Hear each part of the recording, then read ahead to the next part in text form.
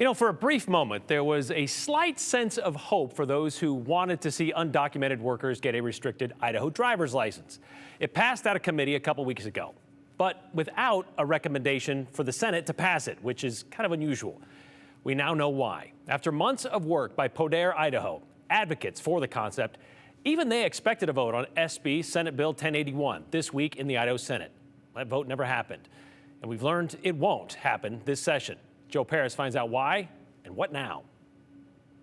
Supporters of an idea to introduce a restricted driver's license for undocumented Idahoans now know 2023 will not be their year. The Idaho Senate returned Senate Bill 1081 to committee, effectively killing it for the year. A few years ago, we were working on the issue because the community was asking for it to be brought up, and at the same time, an industry group was also working on the issue. So we banded together and created a larger tent. Estefania Mondragon is executive director of Poder of Idaho, a community organization that advocates and shares resources for the Latino community. 2 years ago, during the pandemic, when we did this, we got 1,200 signatures. This year, we got 10,000 and counting. We're still getting petitions. So it's an issue that mobilizes our community, and once that energy is in play, there's no turning it back. That energy will need to carry into 2024 after 1081 failed to get a debate and vote in the Senate. I mean, it's frustrating. I understand where they're coming from. You know, there's politics, right? But at the same time, it's hard to see,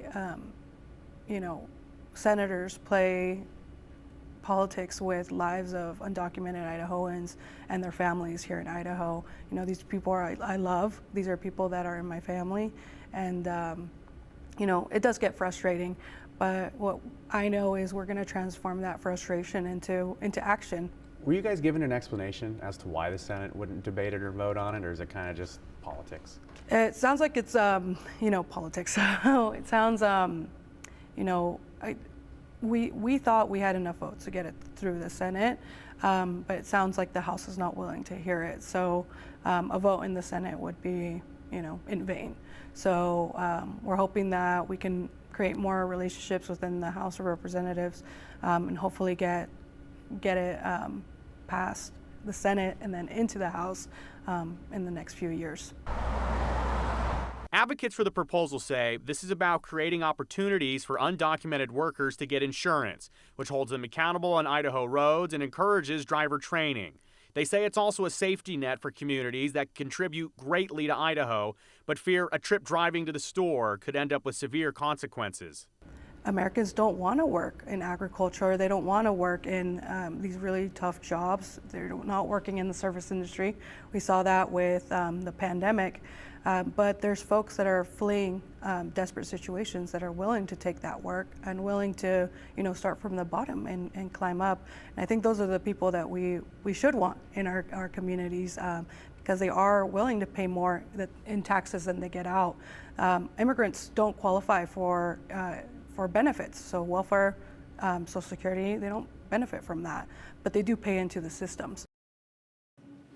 And advocates say that they are encouraged by the involvement of Idaho youth on the issues, showing up at testifying at committee, really advocating for parents and family and friends that were unable to. But Brian, I'll tell you this, if the idea comes back next year, and again, we're expecting it to, there again will be pushback from some law enforcement groups. And we've heard from critics of the idea that say they're not a fan of having people who are in the country illegally getting government documents. They're worried that there could be some room for fraud. At the same time, though, advocates say, look, the immigration system is broken in their view, and they believe that this is a way that people can contribute in the sense that they're able to be a part of these communities either way. You might as well have them doing it the legal way as their argument. At the same time, though, this brings back the full question of what are we going to do about immigration in this country? As you heard in our interview, federally, of course, over the last 20, 30 years, a lot of debate over it.